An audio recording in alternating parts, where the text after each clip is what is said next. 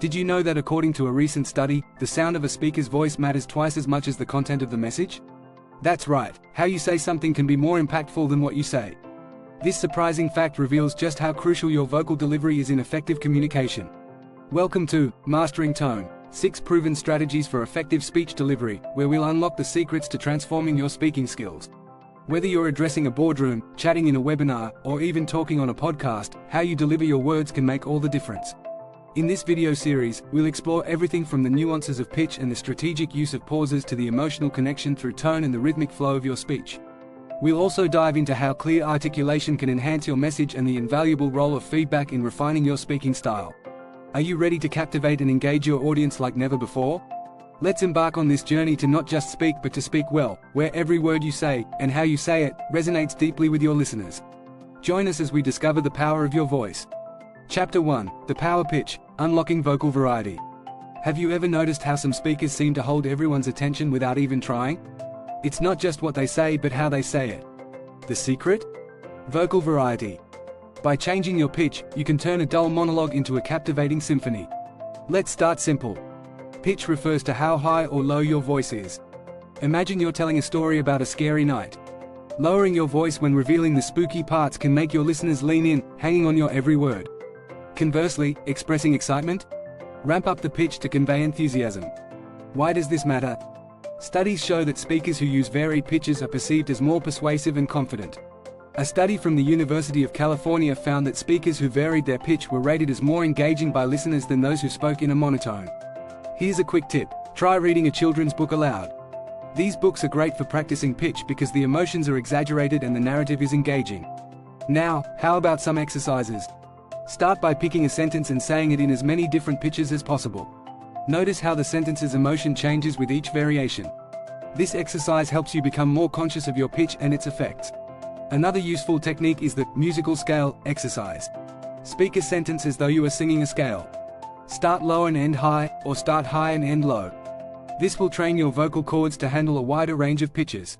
Remember, it's not about how dramatic each change is, but how effectively you use pitch to enhance your message. The key is subtlety and relevance. As you practice, you'll find the right balance that adds dimension to your speech without sounding forced. Chapter 2, Silence is Golden, Strategic Pauses for Impact. Now, let's talk about the power of silence. Using pauses effectively can be just as crucial as the words you choose. A well-placed pause allows your message to resonate and gives your audience time to digest your points. Think about the best speakers you've heard.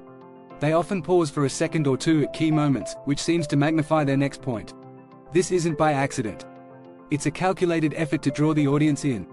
Pauses can serve multiple purposes in speech.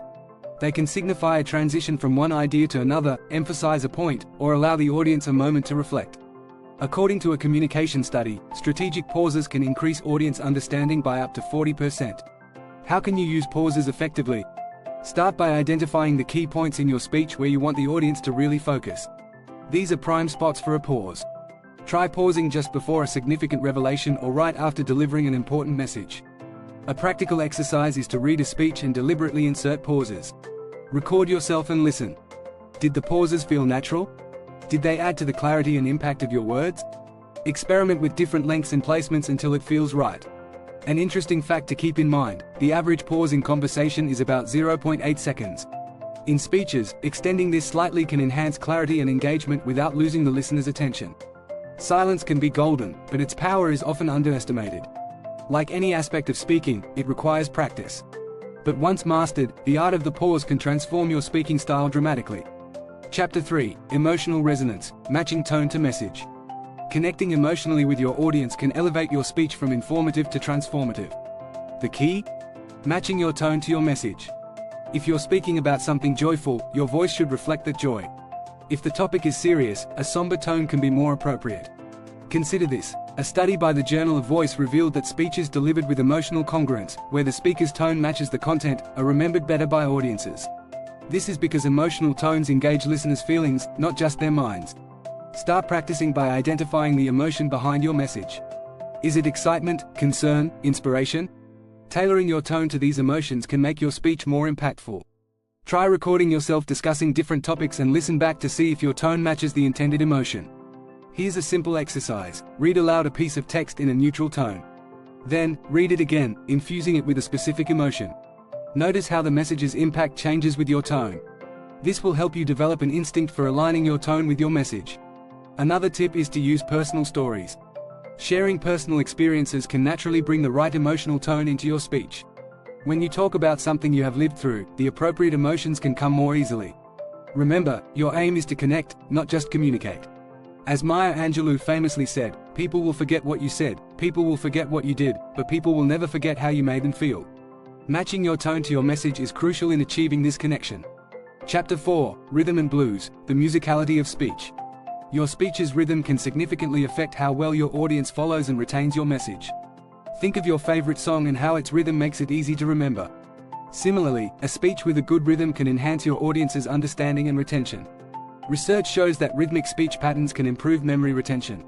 This is because rhythmic patterns provide a predictable structure that helps listeners anticipate and organize the information being communicated. To master the rhythm of your speech, start by breaking down your content into sections. Think of each section as a verse in a song. Some parts may be fast-paced, while others are slower and more reflective. Varying the pace can keep your audience engaged throughout. A practical technique is to practice speaking with a metronome. Set a beat and try to match your words to the ticks. This can help you develop a consistent rhythm in your speech. Another effective strategy is to use rhetorical devices like anaphora, where you repeat a phrase at the beginning of sentences. This repetition creates a musical effect, making your speech more memorable. For example, Martin Luther King Jr.'s repetition of "I have a dream" in his famous speech creates a powerful rhythmic momentum. Keep in mind, the goal is not to sound like a robot but to create a flow that enhances understanding. Listen to great speakers and pay attention to their rhythm, then, try to incorporate similar patterns into your own speech. Chapter 5, The Clarity Quest, Articulation Exercises for Precision. Clear articulation is a cornerstone of effective speaking. It's not just about being understood, it's about being remembered. Clarity in your speech makes it easier for your audience to follow along and grasp your message without effort. Did you know that clear articulation can improve the persuasiveness of your argument? A study in the Journal of Phonetics notes that speakers who articulate well are generally considered more credible. If your audience struggles to understand your words, they may also doubt the content. To improve articulation, start with tongue twisters. These playful phrases challenge and improve your pronunciation skills.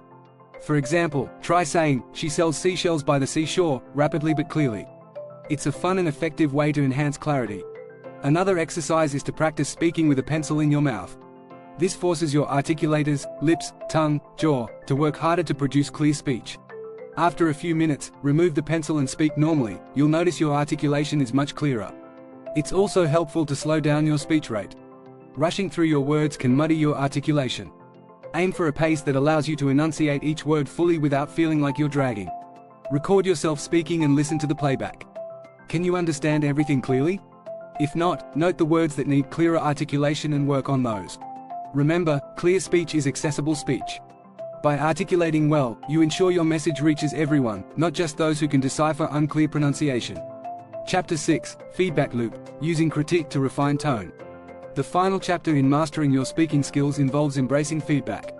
Feedback is the mirror showing you how your message is received and where you can improve. Constructive criticism is invaluable for refining your speaking tone and technique. A fascinating statistic from the Harvard Business Review highlights that professionals who actively seek out and accept feedback tend to perform better and advance faster in their careers. This is equally true in public speaking. Start by asking friends or colleagues to listen to your speeches and provide honest feedback. Encourage them to focus on your tone, clarity, and engagement. Specific feedback can be more helpful than general compliments or criticisms. Joining a public speaking group, like Toastmasters, offers regular opportunities for feedback from fellow speakers who are also looking to improve. This environment is rich with constructive critique and encouragement. After receiving feedback, don't just nod and move on, act on it. If someone notes that your tone is too monotone, work on infusing more emotion into your delivery. If the feedback is about your pacing, try varying your speech speed or using pauses more effectively. Remember, feedback is not just about identifying weaknesses, it's about reinforcing strengths. Learn what you're doing well and continue to build on those areas. Incorporating feedback effectively requires humility and a genuine desire to improve. Each piece of advice is a step towards becoming a more compelling and captivating speaker.